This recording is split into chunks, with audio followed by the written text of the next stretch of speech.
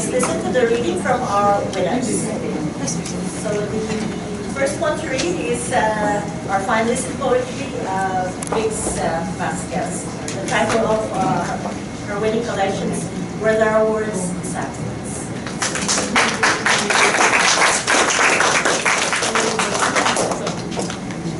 Hello. I was supposed to say a few words about the collection, but I didn't prepare anything. I'll just say I wrote these poems. I started in 2016 when Duterte came into power, and I'm still writing the same poems, I'd say, since we're still in the thick of it. But I'll read the first poem, Where There Are Words, There's Absence. The birds had nowhere to land, skyline deep in flood. So I said to the dead, ready to float to Manila Bay, stop waiting for the sunset. Here is my grave, tall enough your birds may perch. To the dead surfaced by this roundabout archipelago of thought, I said 27,000 was not saved in the great flood that washed away all the dirt, though guns have no use underwater. You are treading still. There is salvation everywhere you look. Nothing but heads bobbing, saving breath from not speaking. Now drown the bird that rests on your head. The impossible, frozen clear. Thank you, Sam. Just one more. Actually, two more if you allow me. The second one is Without a Doubt. Past 3, a woman bends to the ground, picks up a walis ting-ting, starts cleaning the path to her front door. The Soko team has left the scene and she is alone to finish the job, a body already taken away. She knows the man that there is no time. It is a common fact. Dried blood cakes up, becomes impossible to remove. So she takes a bucket of water, splashes it on concrete, scrubs away glue to the nearest crack, her right arm vigorous, swishing back and forth, scarring and scarring the walk, adding more water, hosing it down, sweeping, using her left arm to cover her nose, as she does when scoring meat from the market, cleansing and wiping the outside of their home, the walis ting-ting like huge pencils scratching paper, sweeping and sweeping, the woman already an expert, having years of random dog shit, before completely washing off all that fresh blood, eliminated in record time, as if nothing had happened, and she asleep, waiting to wake up to the neighbors' incessant rapping. Thank you. And then the last one is for my son, Abad. This moment, there is safety in our room, your tiny mouth on my breast, sucking milk, in between sleep and waking. Your father is snoring beside us. A bird we could not see sings the morning welcome. What a bird? I'd rather stay in bed, but there is the garbage truck that is bound to horn blast its way in, and later news of a 12-year-old shot on the leg. Same story. Savages on motorbikes shoot the boy's father, shoot him 10, 12 times. The boy pleads with them to spare the last bullet so that he may say goodbye. The men are not cruel after all. Leave the boy. Much later, a baby left behind as 4 men barged into a home, killing her parents, instantly dead in the bathroom. How long did the baby cry before she was taken away? They spare her. They are not heartless. Your day has not started, and here we are still. Your hand lovingly stroking the stretch marks on my breast. Thank you.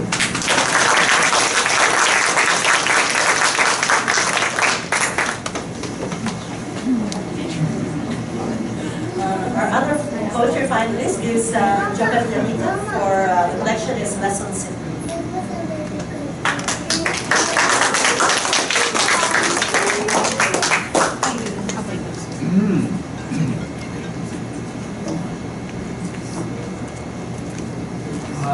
So the poems I've written are my tribute for my family who I lost in Typhoon Yolanda in 2013.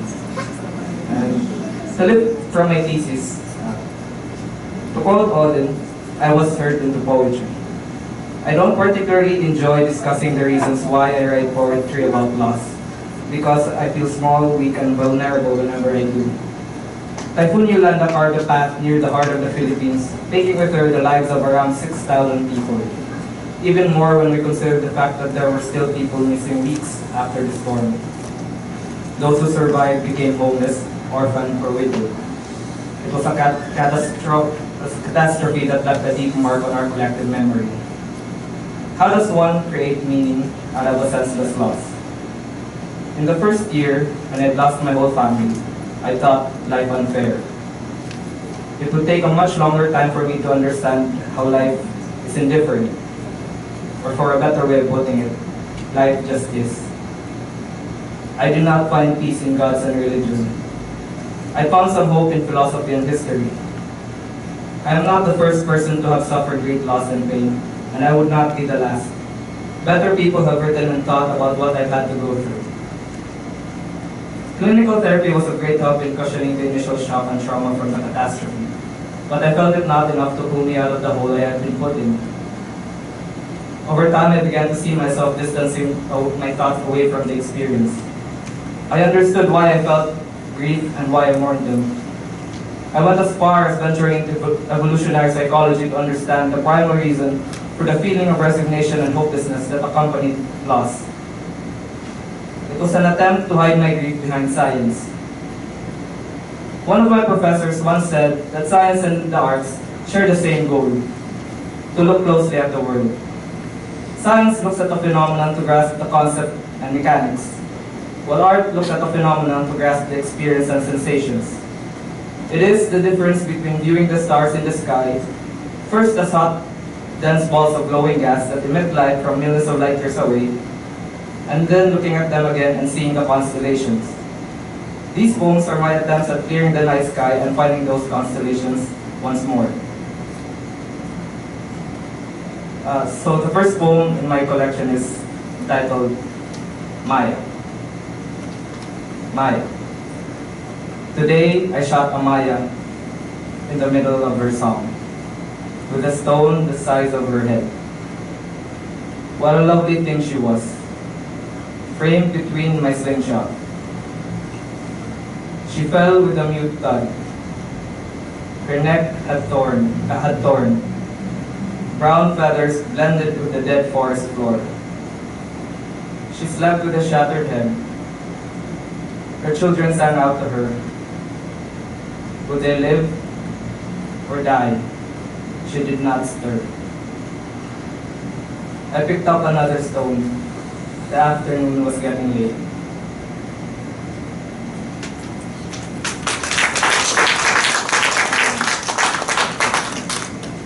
For the next poem, it's titled Watches. Watches. I have seen my father angry only once.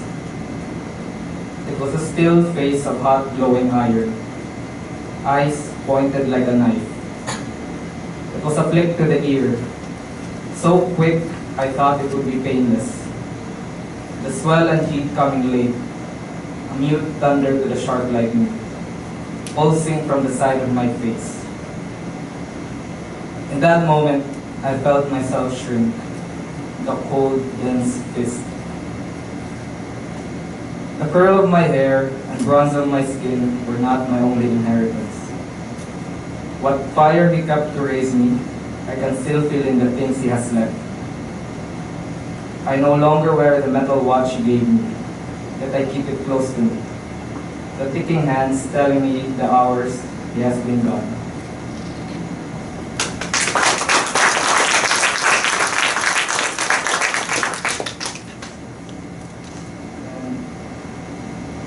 And for the last piece, an elegy for our house. Built of wood and steel and concrete, between a restless sea and a hill of stone, its pillars stood like broken bones. I look upon the sea and find the sea. My heart, it slows. My face, it hardens. There, the kitchen where Mama used to cook, the ocean whispers everything it took. The cottage, my room, the garden. I pace around the place my mother sat me down with a downcast face. Some things aren't easily replaced. I feel her hug, and I feel the smother. The sun falls behind the empty hill, the sapphire sky melting the topaz dust. I have so many questions left to ask, but the evening air has begun to chill. I muster heart to sit and stay until I find the words I need to say. Thank you.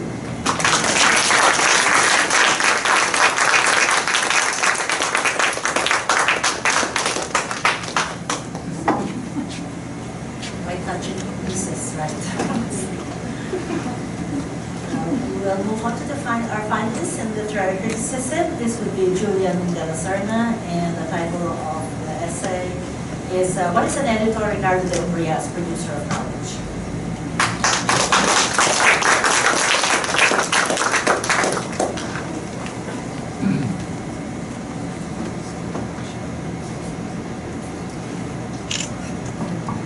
Hello, good afternoon. I'd like to acknowledge Dr. Bison for encouraging me to write this essay in our CL2 class.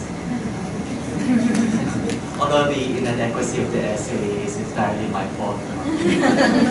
So I'm just going to read an excerpt from the essay.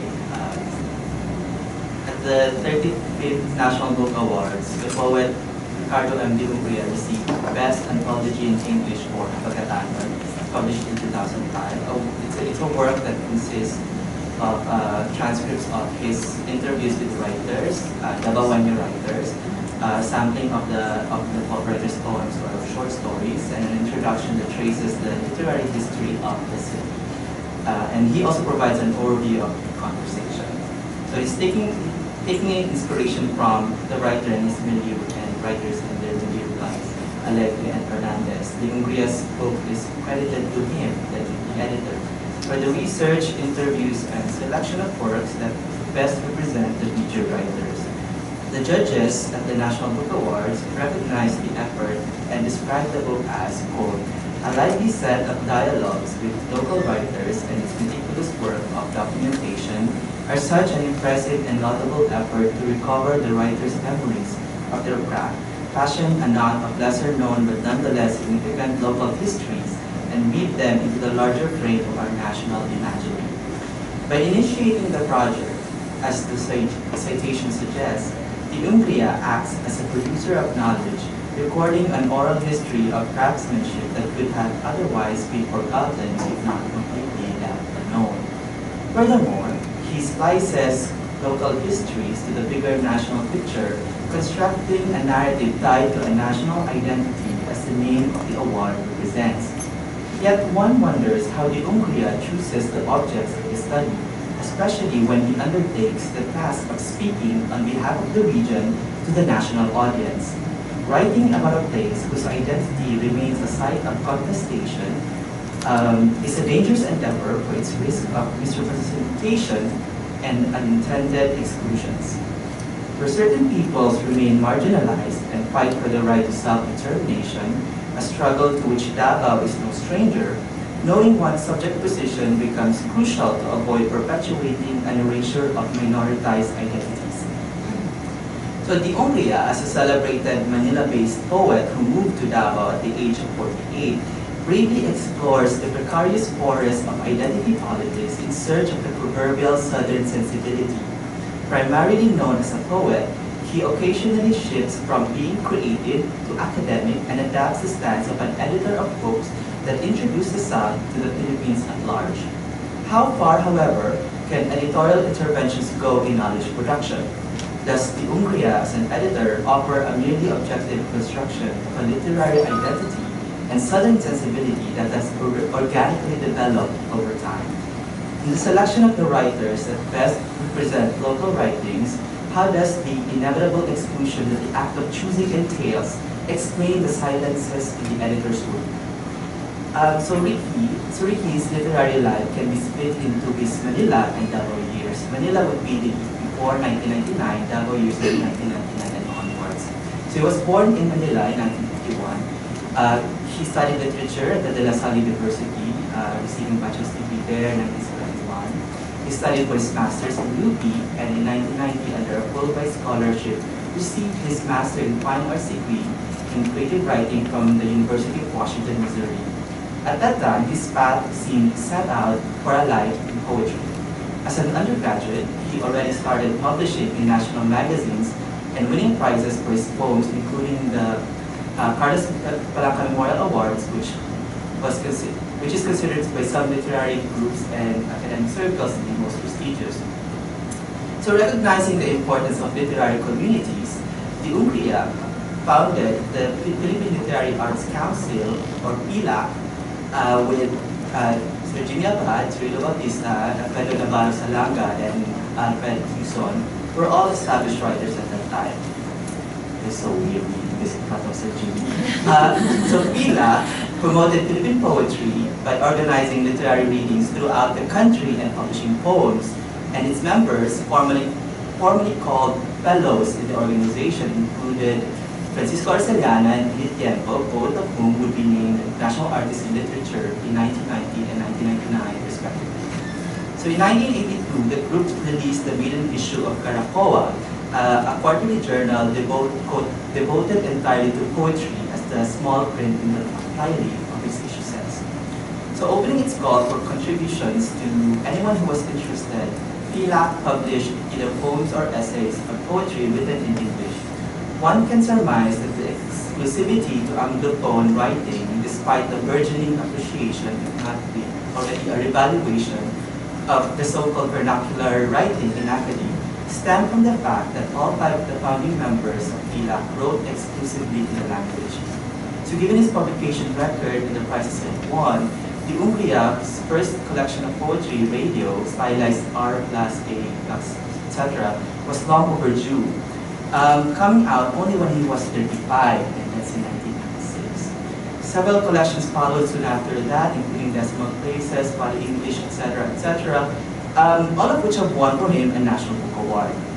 One can surmise that PILAC, with its formidable name, leads in the championing of Anglophone poetry as a specific category, Best Book of Poetry in English, and the nationally sanctioned award is called the Philippine Literary Arts Council Prize, the NBA. So I'm going to skip a paragraph.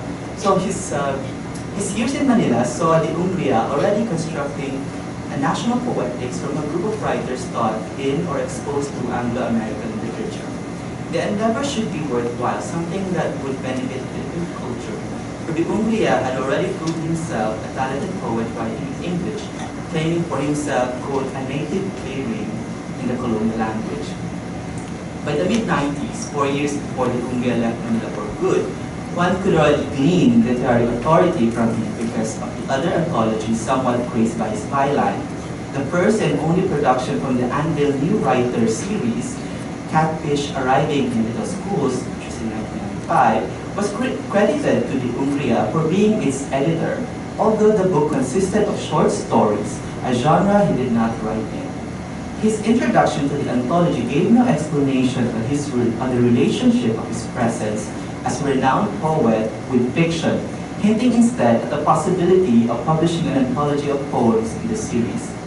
Writing from Davao in 2000, he still held this authority as he lambasted in the Likhaan Book of Poetry and Fiction 1999, co-edited with Jose Dalisay Jr., the writers were producing poems that were, quote, insufferably mediocre and lazy, unquote, and playing their reference to Western models such as Rainer Maria Rilke and Shimusini, instead of responding to the poems by Ricardo Lemetilio and Marjorie Tabasco to fortify and expand our own literary tradition.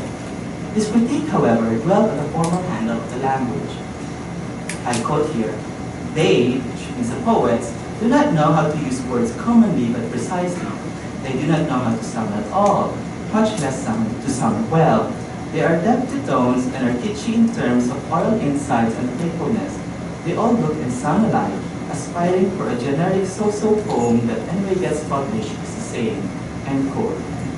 So he blamed the institutions of creative writing, like the workshops and writing programs, for the culpability Philippine poetry had generated into, because they inculcated certain formulas and conventions that made for good but uninteresting poetry. He charged that the predictability of the, quote, correct piece-all poems, unquote, all stem from an excess of reading other poetry books and theories. His frustration with the institutionalized writers would later echo in his interviews with Mindanao poets, whose work he described as reflexive of their milieu, unlike the cerebral poems of those in Manila. That the Umbria could easily dispense such an indictment ascertained the position of authority he held as arbiter of aesthetics. By then, he had firmly entrenched himself in the region outside Manila, particularly in the southern cluster of islands where armed moral separatist movements and the People's War were ongoing. In national culture, her artistic production and critique predominantly came from the center, giving such a sweeping, unfavorable judgment in the periphery must have geographically shifted, at least for the moment, attention from the small community fostered by Manila-based poets to a nation that lay beyond the city. Something that personages like Edith Tiempo, who was living in and holding the Siliman workshop in Dumaguete, did not fully achieve, as these fellowships were nothing but a brief sojourn to hone the writer's craft before they returned to the nation's capital. So, with this critique of writing institutions that read correct, piece-all poems, the Umbria was decentering the discourse on Philippine poetry. I suppose I'll stop there. Thank you.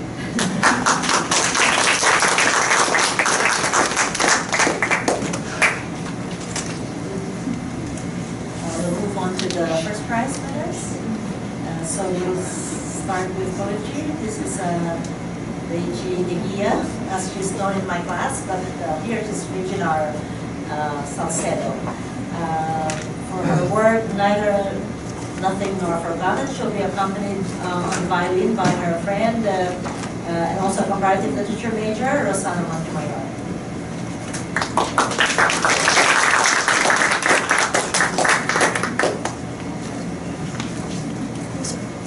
Hello everyone and good afternoon. So my entry is actually part of a slightly bigger suite, though the 3 poems are like published elsewhere. So the book and poems are with Longing for a Girl and with Longing for a Girl reprise. They take after the fragments of Sappho, though the fragmentation or erasure is more deliberate on my part, where I erase the speaker in the fragmentation and you find out her existence in reprise. To be longing for a girl, longing for a man. As for Intoxicated and Salve Regina, I wanted to appropriate religious imagery for homosexual desire, specifically female homosexual desire, which is repressed by religion.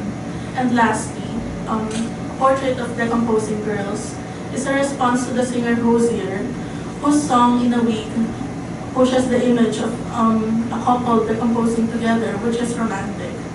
But I wanted to inverse the experience, to touch on the loneliness and the decomposition from distance, and to touch on the common experience of loneliness among gay women. This poem somehow came together to form a suite of basically gay girl longing, which I felt the need to write to fill a gap in Philippine LGBT poetry, to represent a collective feeling among gay girls. I will now read 2 poems from Neither Nothing Nor Forgotten. Intoxicated.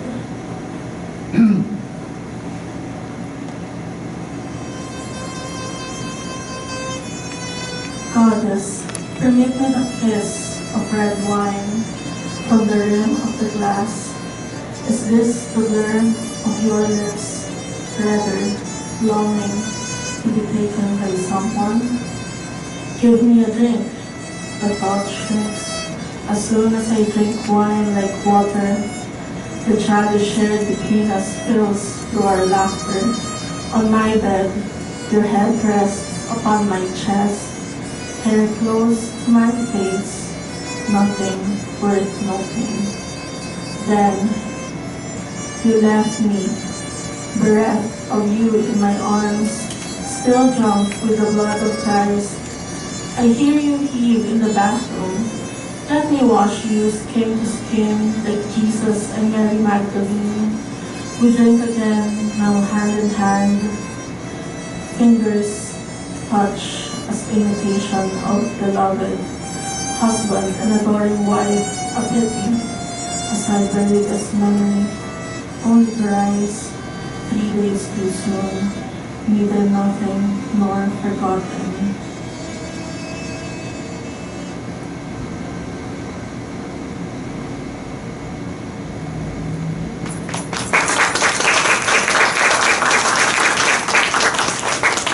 Salve Regina.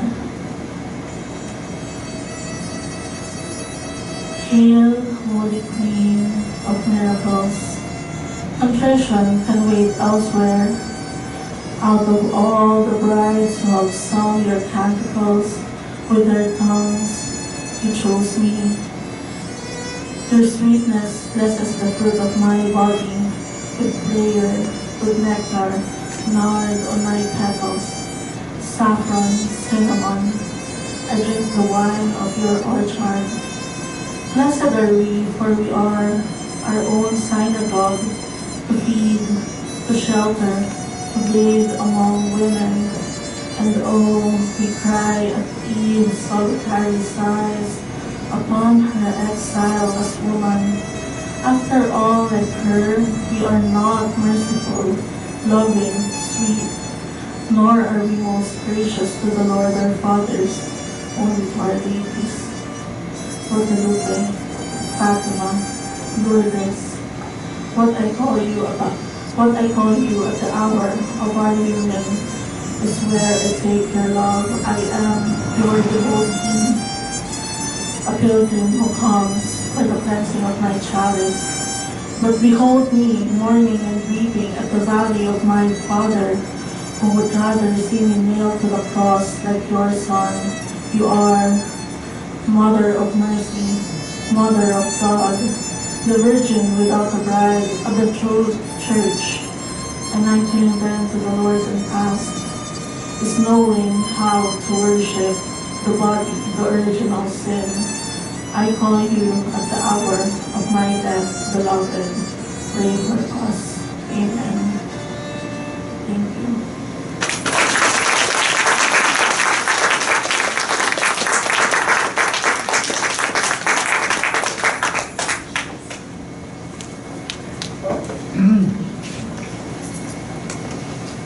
So we would like to hear from the Board of Judges now.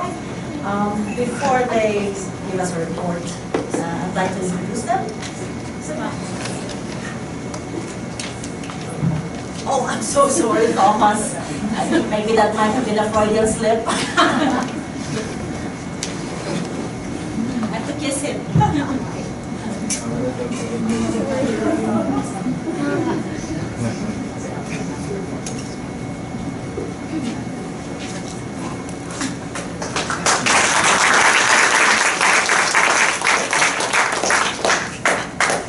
Good afternoon. It's indeed a pleasure to read some part of my critical essay.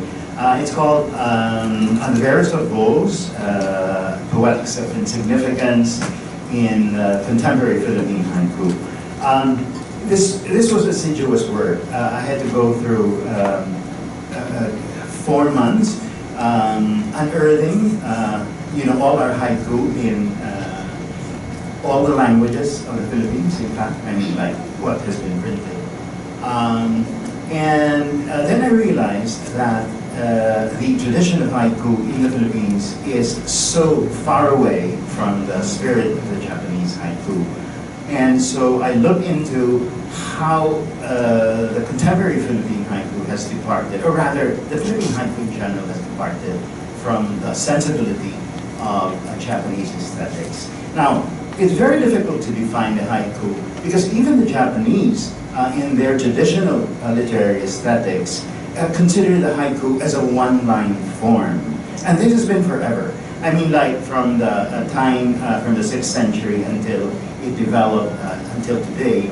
But something happened when in the non-English haiku, the global haiku in other words, equated it with the 5-7-5 syllable structure of the haiku, which was then copied by all the other languages other than the Japanese.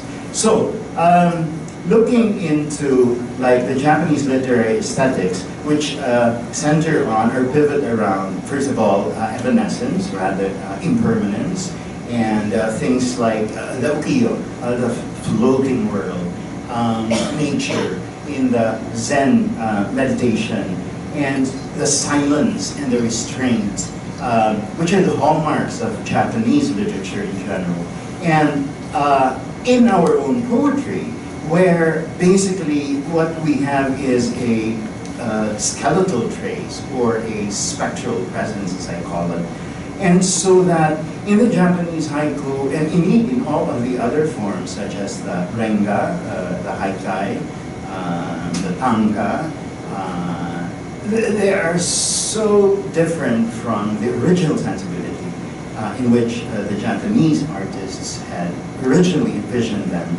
And so here we have only a 5-7-5 in the Philippine haiku, disrespecting that you need to meditate on nature and that the poet and the subject must be one. And so I was trying to understand the hybridity of the Philippine haiku because it is not only very statement making, as I call it, like a statement for eternity, like the political, the social commentary, and all those things that are a big no-no in the Japanese literary sensibility. So what I did was to trace historically how our haiku developed, and what I discovered was, even though it was introduced during the Japanese period, obviously because our literature in English was repressed in favor of the local languages by the Japanese government. And so therefore our first haikus are actually in Tagalog because of the given background during the Second World War. But in the 1950s and in the 1960s, in the American educational scene, because imagism had then died, and then people like Ezra Pound and T.S. Eliot and all the images and all the modernists were actually experimenting on the haiku, and this therefore had reached the Philippines indirectly because as American high school educators found, the haiku was a doable and a fun thing. And so there was a flurry of publishing in the American educational scene on the haiku. And so what we have here is like the 4 volumes of Reginald Blythe, who had translated the major canonical haiku poets of Japan. And so that in the Philippines, the haiku was actually in English introduced only in 1963. And this was from Gémino H who actually was a Japanese instructor, but partly taught in the Department of English, and also the wife. And that was the first time that an academic article called the haiku as a poetic form was actually introduced formally in the Philippines. In the 1970s, when the bilingual education policy was introduced, the second-year curriculum required Afro-American literature. And that meant, actually, of course, incorporating the haiku. And so I looked at the high school textbooks of the time until today, and indeed, there's always 3 haikus, and there's always an exercise at the end of these high school texts that say, now compose your own haiku. Yeah. So I found that very interesting, because then you have, only the 5-7-5 as the structure, but not actually the spirit or the sensibility that are Japanese. And I understand how, like, people like Yuson or, well, he was my mentor, so I shouldn't be backstabbing him. People like,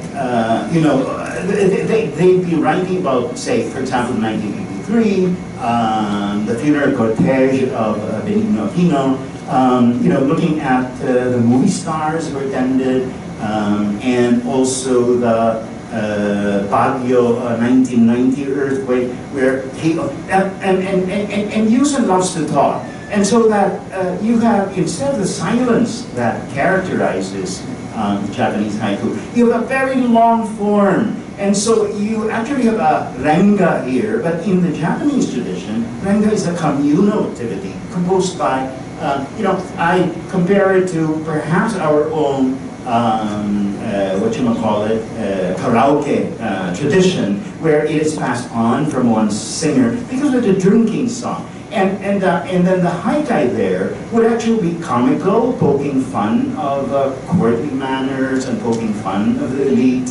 And so I say that the haiku in, at least in English in the Philippines, depart so radically that our haiku poets actually anchor from a different tradition rather than the original Japanese aesthetic. In any event, the poetics of insignificance that I theorize is that it's not really the haiku artists or the haiku poets themselves who are in the wrong here, but rather the canon makers. And who are the canon makers? Of course, the anthologists. I'm sorry, Sir Jimmy, you might not heard again. The publishers, especially high school textbook publishers, because they, keep the date. And if they keep the date, and so if we have in the selectives and in the collectives, these are usually when you reach the height of your career, there is no longer any haiku. What this means to me is that if you, in your youth or in your mid-career, you have written haiku, and yet in the end you discarded it, that means that this is basically a poem of insignificance. So that's basically my main argumentation. And, I have around 30 haiku tracing the haiku from our original. Thank you very much. I think that's